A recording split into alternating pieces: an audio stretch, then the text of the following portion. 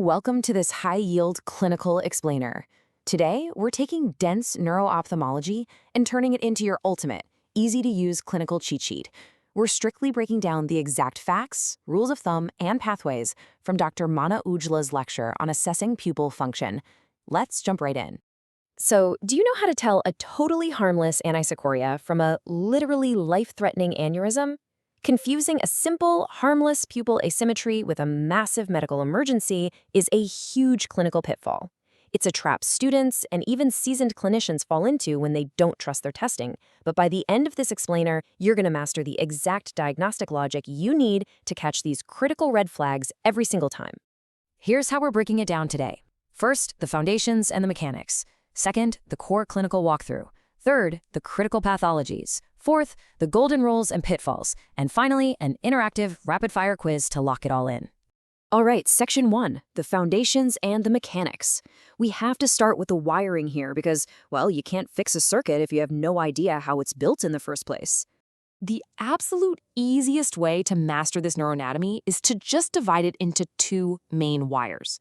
Think of the afferent pathway as your sensor wire. It's carrying light signals from the retina straight up to headquarters, specifically the pretectal nucleus up in the midbrain. On the flip side, the efferent pathway is the action wire. That one carries the commands from headquarters back down to physically move those iris muscles. When we talk about the parasympathetic efferent route, we're talking about our rest and digest pathway. It originates at the Edinger-Westphal nucleus, travels all the way with the third cranial nerve to the ciliary ganglion, and eventually commands the sphincter pupillae to constrict. So if this specific pathway gets damaged, the pupils literally won't be able to get smaller. Conversely, you have the sympathetic pathway, which controls dilation. And what's really wild here is the sheer length of this circuit. It's a 3-neuron chain that drops all the way down from the hypothalamus into the brainstem, passes down through the neck, and then loops all the way back up along the internal carotid artery. Because of this crazy anatomical quirk, a lesion in the neck, or even something like a Pankos tumor in the apex of the lung, can surprisingly show up as a pupil defect right in the eye. Okay, moving on to Section 2, the core clinical walkthrough. Now that we've got the wiring down, let's step into the clinic and execute a perfect pupil assessment. To perform a flawless swinging flashlight test to check for a relative afferent pupillary defect, or RAPD, you've got to follow some really precise steps. Start in dim lighting. Shine your light on the right eye and hold it there for 2 to 3 seconds. Then, move it across to the left eye in under 1 second, and again, hold it for 2 to 3 seconds. An eye with an RAPD will actually dilate when the light is held over it, which is the exact opposite of what you'd naturally expect. The single most common mistake students make here is just flicking the light back and forth way too fast. You absolutely must hold it for a full 2 to 3 seconds to let those pathways actually process the signal. Also, make sure your record keeping is totally spotless. Always note PRRLA and explicitly write down that you checked both the direct and consensual responses, D plus C. Section 3, the critical pathologies. This is where we turn theory into actual diagnostic superpowers and learn to spot those critical anomalies. If you've got a patient with anisocoria, which just means unequal pupil sizes, you need to memorize this diagnostic logic right now. If the difference between the pupils gets worse in dim light, the dilator muscle is broken, pointing to a sympathetic problem like Horner syndrome. But if the difference gets worse in bright light, then the constrictor is broken, which points straight to a parasympathetic issue, like a third nerve palsy. Let's think about Horner syndrome for a second. It presents with mild ipsilateral ptosis, so a slightly droopy eyelid, and miosis, which is a smaller pupil that really lags when it tries to dilate in the dark. If you suspect you're dealing with Horner's, you can confirm it by using 4% topical cocaine. The cocaine will actually fail to dilate that affected pupil. Now, both 80s tonic pupil and third nerve palsy present with a larger abnormal pupil that looks much worse in bright light. So how do you actually tell them apart? Well, you use topical pilocarpine 0.1%. An 80s pupil will abnormally constrict to this super weak drop, whereas a dangerous third nerve palsy pupil is going to remain totally unreactive. And that brings us to a literal life or death scenario. If you see a dilated, unreactive pupil accompanied by a completely dropped eyelid, an eye that points down and out, and the patient is having eye pain, that is an immediate eye casualty referral. The most critical cause of a third nerve palsy with pupil involvement is an enlarging aneurysm of the posterior communicating artery. You absolutely cannot miss this.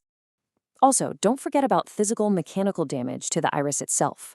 Untreated inflammation, like anterior uveitis or iritis, can cause the iris to literally stick to the lens right behind it.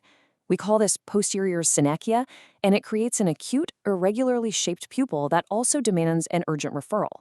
Sometimes you'll run into a really strange phenomenon called light near dissociation. This is when the pupil totally ignores your bright flashlight, but surprisingly, it still constricts when the patient looks at a near target, like when they're reading a book. This is classic for 80s tonic pupil, Parinod syndrome, or the famous Argel-Robertson pupil seen in neurosyphilis. And remember this crucial rule: there is absolutely no condition where the near reflex is defective but the light reflex is normal. Section 4. The Golden Rules and Pitfalls. Let's lock in those non-negotiable rules of thumb from Dr. Ojla's lecture that will 100% save you in the clinic. This first rule is basically magic for simplifying your diagnosis. If the pupils are different sizes, meaning you have anisocoria, it is strictly an efferent output problem. It is never an afferent sensory problem. Conversely, afferent defects will cause a swinging flashlight RIPD, but they are never going to cause the pupils to be unequal in size. Here's another really common pitfall you can easily avoid. A dense cataract or a high refractive error might stop you from seeing into the eye with an ophthalmoscope, but it does not stop the brain's afferent pathway from sensing light.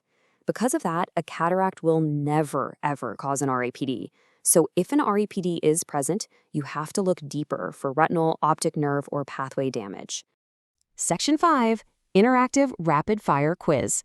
You've built your anatomical map, you've got your golden rules, so now it's time to test your clinical reflexes. Quick quiz. Which of the following statements about Horner's syndrome is true? Is it A, topical cocaine 4% is a good diagnostic test? B, it is often bilateral? C, pupils react abnormally to light and near? Or D, it results from a disrupted parasympathetic pathway? Pause the explainer right now, apply the logic we just covered, and lock in your answer. The correct answer is A, because Horner's is a unilateral sympathetic failure. 4% cocaine will fail to dilate the affected myotic pupil, which lets you confidently confirm your diagnosis. It's not a parasympathetic issue, and it definitely doesn't cause abnormal light and near reflexes. All right, here is your final boss question. Which of these is incorrect? A, mydriasis occurs more slowly than constriction. B, both afferent and efferent defects cause RAPD. Or C, afferent defects do not cause aniscoria. Think back to our golden rules. Which of these statements is a total clinical myth? Statement B is incorrect. Remember our golden rule. Efferent defects cause anisocoria, but they absolutely do not cause RAPD. That wraps up our clinical explanator on mastering pupil assessment based on Dr. Ojla's lecture. Hit the clinic with confidence, trust your diagnostic logic, and I'll leave you with this final thought. If even a tiny pupil asymmetry can signal a hidden, life-threatening aneurysm, are you paying close enough attention to the subtle signals your patient's eyes are sending you?